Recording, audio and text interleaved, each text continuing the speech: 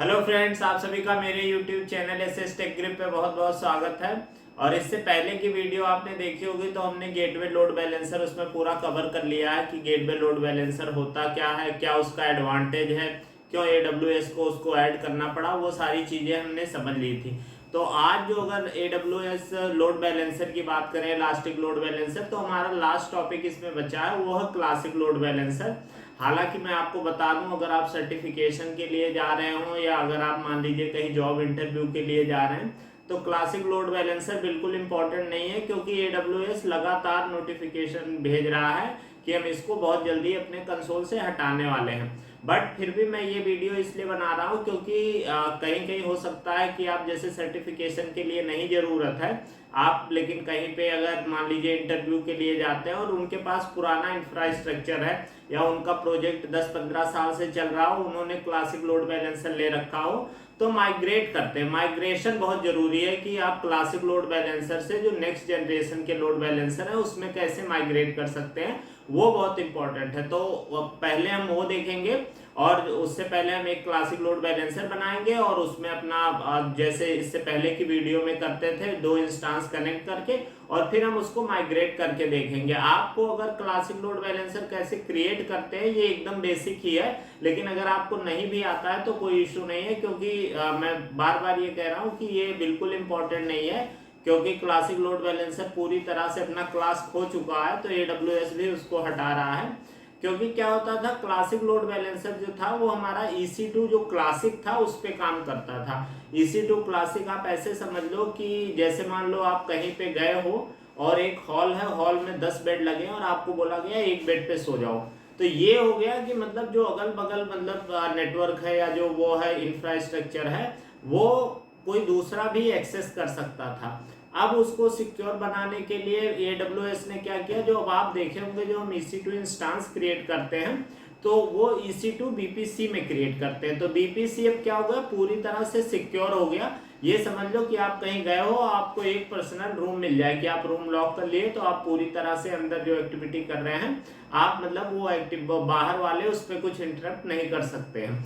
तो ये एक तरह का इसी वजह से हो गया कि ये पूरी तरह से सिक्योर हो गया, तो इसलिए क्लासिक लोड बैलेंसर का यूज बिल्कुल खत्म हो गया। तो लेकिन हम आज की इस वीडियो में ये देखेंगे कि अगर हमारे पास क्लासिक लोड बैलेंसर है तो उसको माइग्रेट कैसे करते हैं।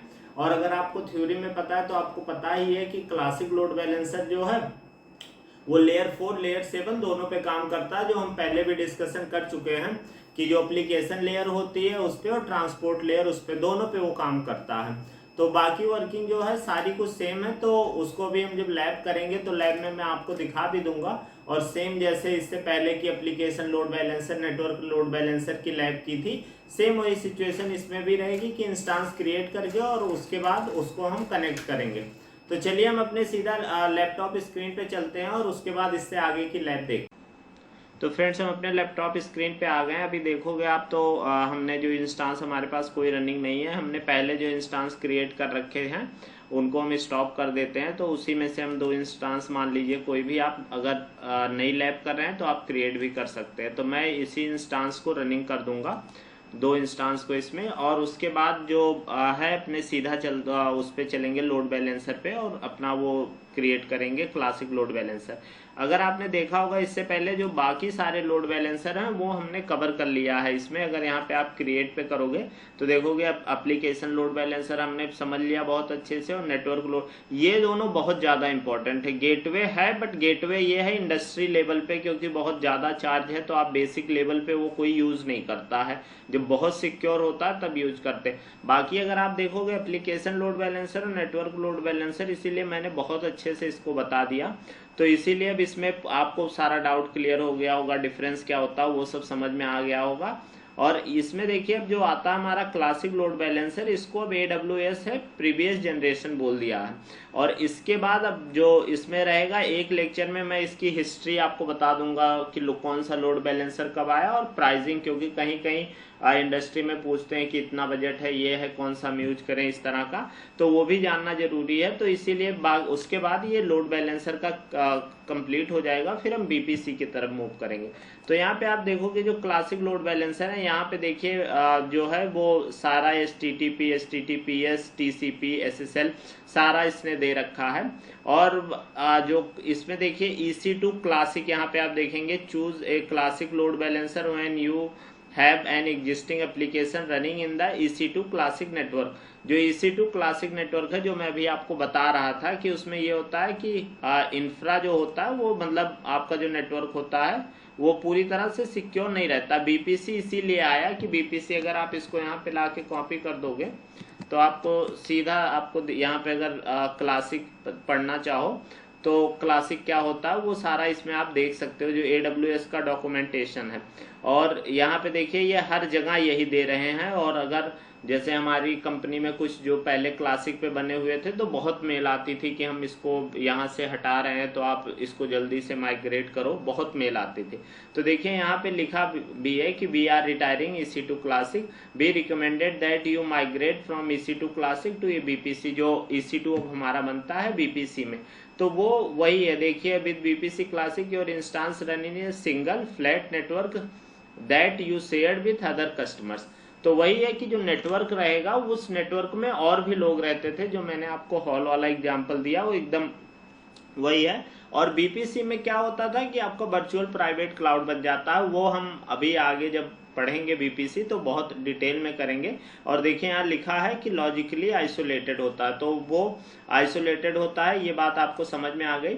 अब चलिए यहाँ पे देखिए अगर हम क्रिएट पे करते हैं तो यहाँ पे क्रिएट पे आते ही ये देखिए जैसे आपने इससे पहले एप्लीकेशन नेटवर्क और गेटवे लोड बैलेंसर देखा, सेम उसी तरह का ये भी है। तो यहाँ पे अगर मान लीजिए हम इसका नाम क्लासिक रख देते हैं, CLB रख देते हैं, क्लासिक लोड बैलेंसर। और यहाँ पे देखिए इंटरनेट फेसिंग है, और इंटरनेट फेसिंग के बाद यहाँ पे देखिए BPC अगर आपने नया क्रिएट किया होता तो वो होता, नहीं तो जो ये बाय डिफॉल्ट का BPC है वो BPC यहाँ पे रहेगा। उसके बाद अगर आप देखते हो यहाँ पे हमने तीनों जो इसका रीजन है वो सेलेक्ट कर लिया। जो अवेलेबिलिटी जोन है, ये मुंबई रीजन में हम काम कर रहे हैं, यहाँ पे देखिए दिया हुआ है। तो हम तीनों अवेलेबिलिटी जोन में इसको क्रिएट कर लेते हैं और सिक्योरिटी ग्रुप इसको भी रहने देते हैं, और एक हमने LB के लिए बनाया था उसको भी ले लेते हैं, इसको भी LB वाले को भी ऐड कर देते हैं। तो यहाँ पे देखिए LB का भी आ गया। अब देखिए यहाँ पे जो है जो मैं आपको बता रहा था, यहाँ पे लिसनर का क्या कंडीशन है और आपका जो इंस्टांस है कि जैसे लिसनर 80 पोर्ट पे है और जो आपका इंस्टांस है वो भी 80 पोर्ट पे मतलब लिसन कर रहा है, तो वो दोनों इसमें ऐड होता। तो अभी हमारा दोनों सेम रहेगा। जैसे अगर आप मान लीजिए यहाँ HTTPS कर देते हैं तो ये भी इंस्टांस को भी HTTPS करना पड़ेगा, क्योंकि अगर वो मान लीजिए 443 से ट्रैफिक अलाउ कर रहा और आपने उसको बोला है कि पोर्ट 80 से उस पर वो डिसेबल है, तो इसलिए सेम दोनों होना चाहिए। तो यहाँ पे मान लीजिए HTTP कर दिए, यहाँ पे अगर आपका और कोई लिसनर है तो उसको यहाँ पे ऐड कर देते हैं। और ये देखिए जो पोर्ट 81 लिखता है वो भी HTTP है, बस उसको डिफरेंट करने के लिए लिखता है, पर वो काम 80 वाला ही करता है, वो बस उसको उससे एक पोर्ट आगे बढ़ा के लिख देते हैं। उसके बाद अगर आप आओगे यहाँ पे एडवांस चेकिंग में, ये आपने response time, unhealthy threshold, interval, healthy threshold, ये सब मैंने एप्लीकेशन लोड बैलेंसर में एडवांस की जो क्लास थी उसमें बहुत अच्छे से समझा रखा। तो अगर आपने वो नहीं देखा होगा तो वो आप देख सकते हैं, प्लेलिस्ट में अवेलेबल है। और यहाँ पे देखिए अभी कोई इंस्टांस हमने ऐड नहीं किया। एक चीज आपने और देखा होगा कि जब हम एप्लीकेशन लोड बैलेंसर या नेटवर्क लोड बैलेंसर करते थे तो उसमें क्या करते थे, हम टारगेट ग्रुप में इंस्टांस वो ऐड करते थे और टारगेट ग्रुप को हम ऐड करते थे इसमें लोड बैलेंसर में। लेकिन इसमें देखिए टारगेट ग्रुप का कॉन्सेप्ट नहीं है, ये सीधा बोल रहे हैं कि आप ऐड कर सकते हो। अब ऐड में आप देखोगे हमारे पास जो ये 2 रनिंग इंस्टांस हैं, तो इन्हीं दोनों रनिंग इंस्टांस को आप यहाँ पे ऐड कर लोगे। अब देखिए अगर यहाँ पे उसके बाद ये इनेबल है क्रॉस जोन लोड बैलेंसिंग जो आपको बताया था, उसके बाद इनेबल कनेक्शन ड्रेनिंग, सारी चीजें और सेम है लगभग। और देखिए जो आपने सेलेक्ट किया वो सारा यहाँ पे आप देख भी सकते हैं। और यहाँ पे आप देखने के बाद देखेंगे जो ये हमने हेल्थ चेक और ये सारी चीजें जैसे एप्लीकेशन लोड बैलेंसर में थी सेम उसी तरह का है।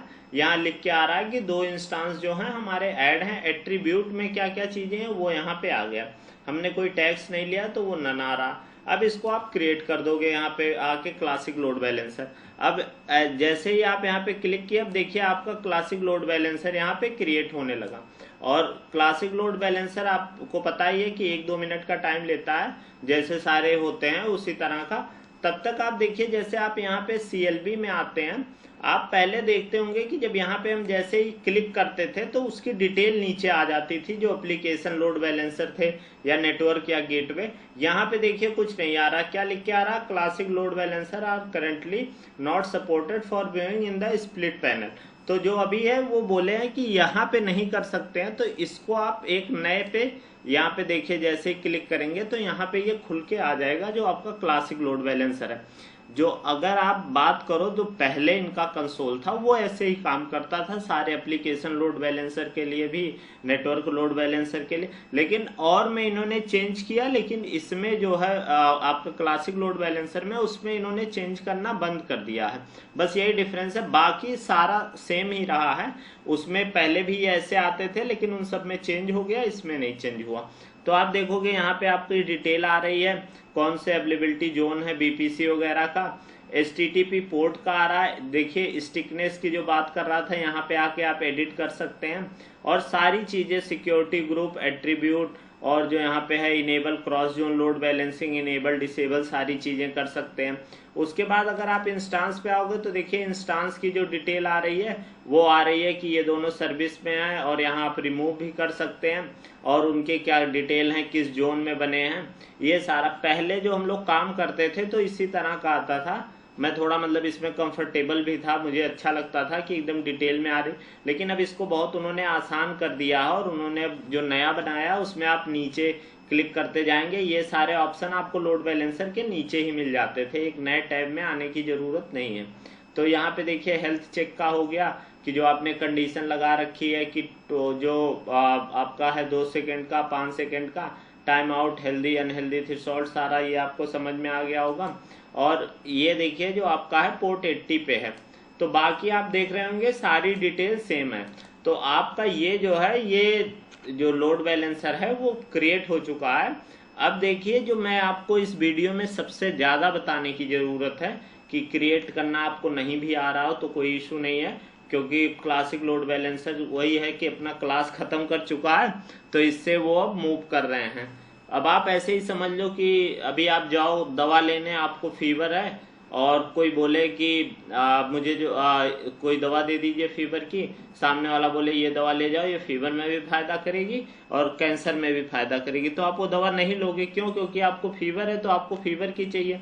सेम वही काम जो आपका एप्लीकेशन लोड बैलेंसर है और नेटवर्क लोड बैलेंसर वो किया कि अपने रिक्वायरमेंट के अनुसार उसने स्पेसिफिक जो रिक्वायरमेंट होती है उसके लिए बनाया, तो फिर उसकी जरूरत नहीं है ना कि सारे कंबाइन हमें क्यों रखने हैं। अगर हमें एप्लीकेशन लोड बैलेंसर का कैरेक्टरिस्टिक चाहिए तो मैं वो सीधा ले लूंगा, क्लासिक में लेके फिर वो एप्लीकेशन का करने का कोई मतलब नहीं है। तो ये आपको बात समझ में आ गई होगी। अब देखिए जो सबसे ज्यादा जरूरी है, आप डिस्क्रिप्शन में आओगे, अगर मान लीजिए कहीं आप जाते हो और कंपनी में क्लासिक लोड बैलेंसर बना हुआ है, तो उसको जो इस टाइम उस पर सिर्फ और सिर्फ एक काम हो सकता है कि कंपनियां कह रही हैं कि उसको माइग्रेट कर सकती हैं, उसके सिवा कुछ भी नहीं है। क्योंकि अब धीरे धीरे इस पे लगभग मुझे लगता है 1-2% होंगे, नहीं तो सारे लोग माइग्रेट कर भी चुके हैं। तो देखिए माइग्रेट करने के लिए यहाँ पे देखिए सीधा इन्होंने ऑप्शन दे दिया है कि माइग्रेट नाउ पे यहाँ पे आप क्लिक करोगे और देखोगे आप यहाँ लिख के भी आ रहा है कि migrate the classic load balancer to a next generation load balancer. तो जो नए वाले हैं उसमें आप इसको माइग्रेट, तो आप यहाँ सीधा माइग्रेट नाउ पे जैसे ही क्लिक करेंगे, इस पे क्लिक करते ही देखिए यहाँ पे ऑप्शन आ गया कि migrate this classic load balancer to next generation load balancer. यहाँ पे आप कंपेरिजन भी कर सकते हो। इसको एक अगर टैब में आपको खोल के मैं दिखा भी देता हूँ तो आप यहाँ पे देख लोगे सारे लोड बैलेंसर, अगर आपकी क्या डिफरेंस है और क्या, इसको आप वैसे भी एक बार पढ़ लेना कि application load balancer, network load balancer classic, और gateway load balancer classic load balancer, सारा यहाँ पे आपको चीज दिख जाएगा कि कौन कौन सी सर्विसेज किस किस में अवेलेबल हैं। तो ये आप देख लेना कि कहीं अगर मान लीजिए कोई डीप में पूछता है तो आपको आइडिया भी रहेगा थोड़ा। तो यहाँ पे आप डिफरेंस देख सकते हो। अब यहाँ पे अगर आप देखोगे कि जैसे आ रहा है तो ये क्या कर रहा है, लॉन्च ALB में उसको माइग्रेट कर रहा है, माइग्रेशन। अब यहाँ पे जैसे ही आप आओगे देखोगे कि जो हमने डिटेल ली थी वो सारी वही है। इसको आप चाहो तो चेंज कर सकते हो कि मतलब इसमें एडिट करके हम पोर्ट को कुछ चेंज करना चाहें, बीपीसी हम नया कुछ बनाए हैं उसमें करना चाहें। सिक्योरिटी ग्रुप है, जो चीज़ें आप चाहो उसको चेंज कर सकते हो और सारी चीज़ें बाकी आप देख ही रहे होगे। इसमें जो भी वैल्यू आपको रिक्वायरमेंट है वो वैल्यू आप चेंज कर लेना। अब आप अभी जो हमने लिया था वो सारी वैल्यू ठीक है, तो हम इसको सीधा यहाँ पे टेस्टिंग ही करनी है हमें, तो सीधा यहाँ पे हम क्रिएट पे क्लिक कर देंगे। जैसे ही आपने देखिए क्रिएट पे क्लिक किया, 1 मिनट के अंदर ये पूरा तैयार हो गया, load balancer CLB successfully created हो गया। और उसके बाद यहाँ पे पूरी ट्रैफिक और सारी चीज़ें आप देख भी सकते हैं। इसको अब हम क्या करेंगे, यहाँ पे क्लोज कर देंगे और यहाँ पे आप क्लोज करने के बाद आ जाओगे सीधा अपने जो नेटवर्क लोड बैलेंसर है।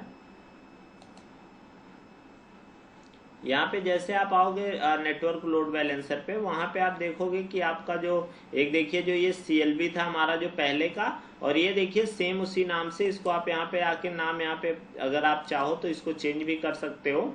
तो अभी आप देखोगे कि अब ये जो डिटेल है देखिए सेम पेज पे आने लगी जैसे हमारी पहले आती थी, कि आपको चेंज करने की कुछ ज़रूरत नहीं है। देखिए यहाँ पे और आके और सारा जो आपका एट्रीब्यूट है सब कुछ अब सेम आने लगा जैसे हमारा एप्लीकेशन लोड बैलेंसर आता था। अब आपको पता ही है कि जो एप्लीकेशन लोड बैलेंसर है वो स्टार्ट होने में 1 से 2 मिनट का टाइम लेता है। तो देखिए बाकी अगर आप यहाँ पे आओगे देखोगे, अब यहाँ पहले ये जो था हमारा वो क्लासिक लोड बैलेंसर था, अब वो क्या हो गया, एप्लीकेशन लोड बैलेंसर हो गया जो टाइप है। उसके बाद आप देखोगे जो बीपीसी हमारा है वो सेम है, सेम उसी में उसने क्रिएट किया है, कुछ भी उसने चेंज नहीं किया है। आपका बस समझ लीजिए डीएनएस, लेकिन देखो आप यहाँ पे चेंज हो गया है। डीएनएस जो पहले था वो डीएनएस अब यहाँ पे दूसरा चेंज हो गया है, वो भी हम देख भी लेंगे।